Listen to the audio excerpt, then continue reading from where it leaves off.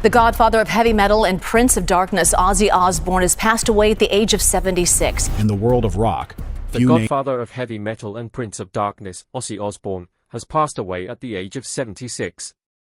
In the world of rock, few names carry as much weight as Ozzy Osbourne. But in his final weeks, the man known as the Prince of Darkness was no longer thinking about stardom, headlines, or his notorious persona. Instead, his thoughts centered on something deeply personal, a final wish, one that only his wife Sharon could help him achieve. It was a wish so significant that it defined his last days and gave him a sense of peace. Weeks later, Ozzy Osbourne was gone, leaving behind a legacy of music, mayhem, and a parting act that broke hearts worldwide. The final chapter begins. Ozzy Osbourne's last months were marked by an unspoken awareness. Time was running out. After decades of living with the effects of Parkinson's disease, the 76-year-old musician's health had taken a visible downturn. Sharon Osbourne, who had stood beside him through his most turbulent years, understood the gravity of what lay ahead. Parkinson's is a progressive disease. It's not something you can stabilize. It affects different parts of the body, and it's affected his legs, Sharon admitted in an earlier interview. They all knew where it was going, but watching someone who had once had so much presence on stage wasn't easy. But even as his body weakened, those closest to him describe Ozzy's mind as sharp, his sense of humor intact, and his voice, the instrument that made him a legend, still resonating with the same grit and power that first electrified fans decades ago. It was a strange juxtaposition. A man physically diminished but emotionally and spiritually anchored by something bigger than himself. Family members noticed that Ozzy's outlook changed in those last weeks. He became quieter, more reflective. Conversations with Sharon often turned to his past, his wild days with Black Sabbath, his solo success, and the chaotic but beloved family life that made them a household name. If anyone had a wild life to look back on, it was Ozzy Osbourne. But he also spoke about the future, or rather the little time that remained. Sharon hinted at those conversations. He shared something with me in those days, something he needed before he could really let go. She said, whatever that something was, Sharon made it her mission to ensure it happened. It wasn't a casual request. It was a deeply personal final wish, one that she would carry on her shoulders as his wife, partner, and manager. For fans, the news of his passing on July 22 came as a shock. But for those closest to him, there was a bittersweet comfort. He hadn't just drifted away. He'd gone out with intention, on his own terms, and with Sharon by his side, making sure his last days were exactly as he wanted. His final wish is heartbreaking, but it was done in true Ozzy style. And the woman who had been by his side for over 40 years helped make it happen. The Osbourne bond, more than just marriage. Ozzy Osbourne's final days cannot be understood without recognizing the role Sharon Osbourne played throughout his life. Their relationship spanning more than 4 decades was built on an unshakable partnership that survived public scandals, personal battles, and the pressures of global fame. Sharon wasn't just his wife. She was his manager, confidant, and in many ways, the person who kept him grounded. The couple first met in the late 1970s when Sharon's father, Don Arden, managed Black Sabbath. By 1982, they were married, beginning a tumultuous yet enduring relationship that became one of rock's most famous unions. Through Ozzy's well-documented struggles with substance abuse, Sharon was there, often described as the stabilizing force that kept his career and his life from unraveling completely. In the decades that followed, Sharon became as much a public figure as her husband. From managing his solo career to co-starring with him on MTV's reality show, The Osbournes, she remained deeply involved in both his professional and personal life. And while the show revealed a chaotic household filled with humor and dysfunction, it also gave fans a rare look at the unwavering bond between them. Arguably, the show brought the family a whole new fan base. People who perhaps weren't a fan of Ozzy's music, but found that they were charmed by the down-to-earth humor of the rocker and how every episode seemed to be equally as chaotic as the last. That bond only deepened in later years as Ozzy's health declined. Diagnosed with Parkinson's disease in 2003, a condition he kept largely private until 2020, Ozzy faced years of uncertainty. Sharon, who often spoke publicly about the difficulties of watching his condition progress, carried much of the emotional and logistical burden. And she was the first one to realize that their days on the road were over forever. "I've been doing this since I was 15, and I'm done. We just want to live our life and do what we want to do and not have to follow an itinerary anymore," she told Billboard in one of her last interviews before his death. Those words now take on a heavier meaning. It was clear Sharon understood that Ozzy's time was drawing to a close and that their lives as they knew them were changing forever. In those final weeks, she was not just his wife. She was his advocate, tasked with ensuring that his last days were lived on his terms. This was more than a matter of comfort or care. Sharon hinted in interviews that Ozzy had confided in her about something deeply important he wanted to do before his death. And though she kept those details private at the time, it was evident that whatever this was, she intended to make it happen. Ozzy's final weeks were a balancing act of ensuring his family got a few last precious moments with him, but making sure his legacy would be remembered forever. The legacy of the Prince of Darkness. Born John Michael Osbourne on December 3, 1948 in Aston, Birmingham.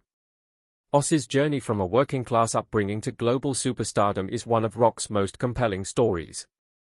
His early years were defined by poverty and a lack of direction. But music provided him with an outlet that would change not just his life, but an entire genre. In 1968, Ozzy joined guitarist Tony Iommi, bassist Geezer Butler, and drummer Bill Ward to form Black Sabbath. With their dark, heavy riffs and unsettling lyrical themes, Sabbath pioneered a new sound that would become known as heavy metal. The world was still enraptured with the likes of the Beatles. So, when Black Sabbath's heavy riffs and gritty lyrics entered the scene, it changed the world of music forever.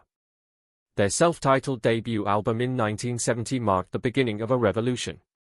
Songs like Paranoid, Iron Man, and War Pigs transformed the landscape of rock, pulling it away from the blues-driven style of the late 60s and into something darker, heavier, and infinitely more provocative.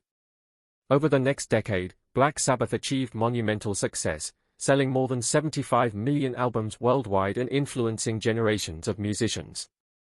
Yet, Ozzy's time with the band came to an end in 1979, when his substance abuse and erratic behavior led to his dismissal.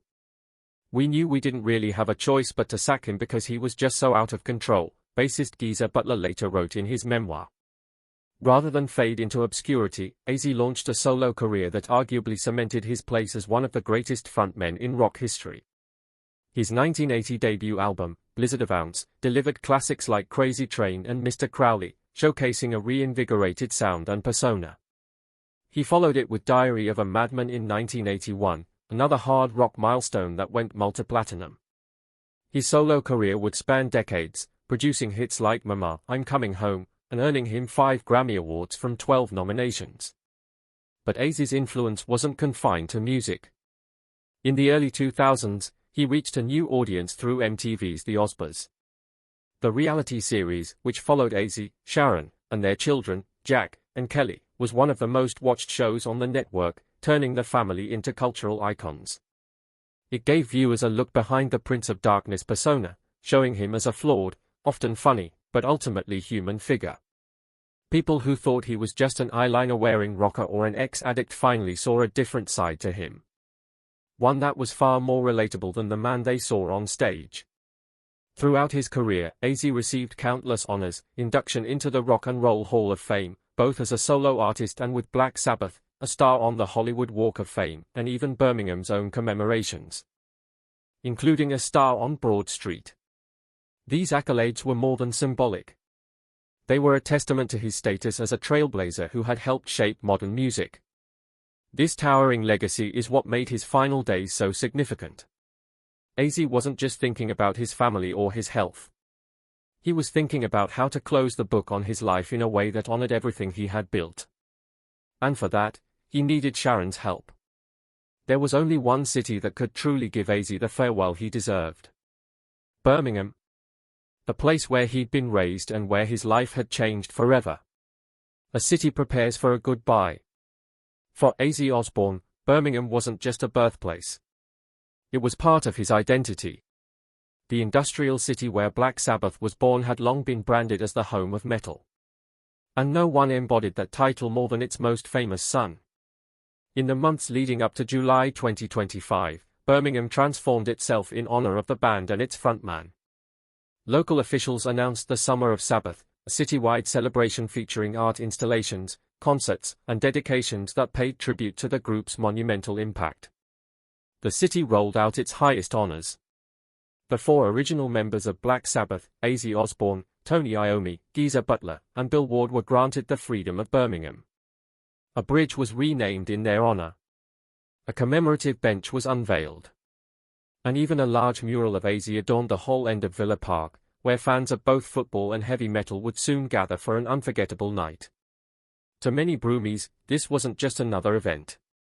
It was a homecoming for a man who had taken their sound, their grit, and their spirit to the world stage. This is more than a concert. It feels like Birmingham saying thank you to Ozzy. One fan wrote on social media in the weeks leading up to the event. Another fan who had traveled from the US commented, seeing Ozzy in his hometown, this is once-in-a-lifetime stuff. You can feel the history in the air. Even those who had followed Ozzy's career from afar sensed that something special was brewing. International media noted the unusual scale of what was being planned. A star-studded lineup of some of the biggest names in rock and metal, a stadium filled with 40,000 fans, and an additional live stream audience that would push the total viewership into the millions. Yet, behind the scenes, there was something more at play. Sharon Osbourne remained tight-lipped, but in interviews, she hinted that this was no ordinary gathering. It wasn't just about celebrating Ozzy's career. It was about fulfilling something deeply personal to him. As the city prepared, so did his fans. They didn't know it yet, but they were about to witness the final chapter of a legend. One that would leave them cheering, crying, and talking about it for years to come.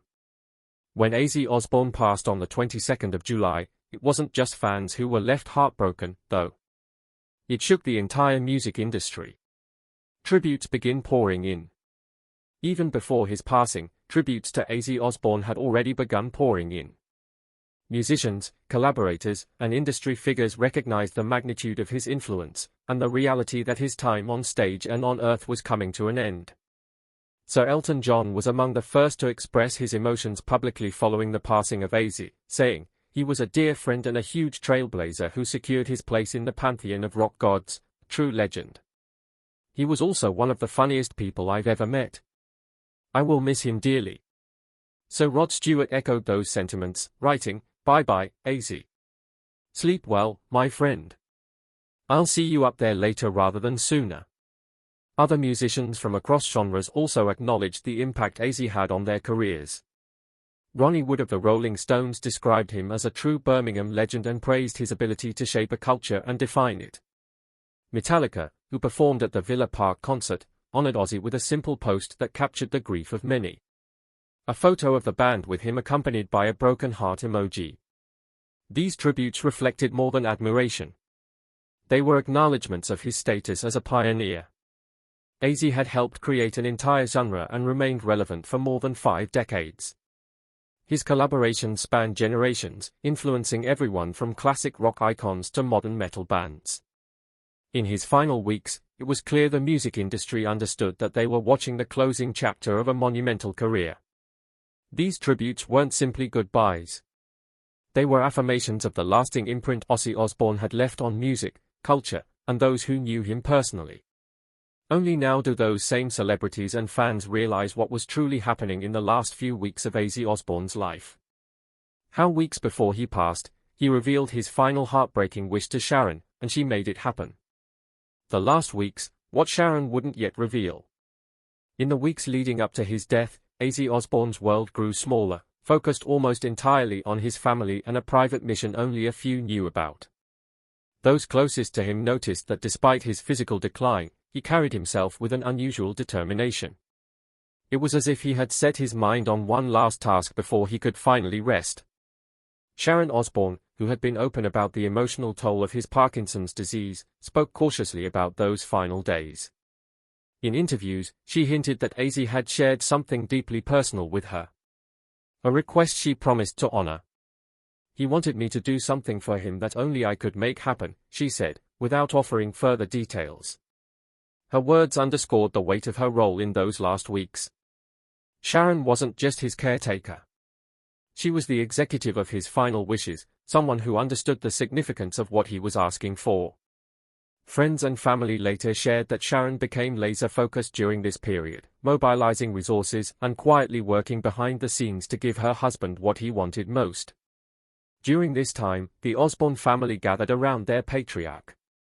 Their children, Kelly, Jack, Amy, and his two older children, Jessica and Louis, made regular visits, understanding the importance of these final days. Ozzy, who had once shared his chaotic home life with the world through the Osbournes, now experienced a quieter, more intimate version of family life, shielded from the public eye. Publicly, little was said about what was going on behind closed doors. The world saw a man whose health had deteriorated significantly.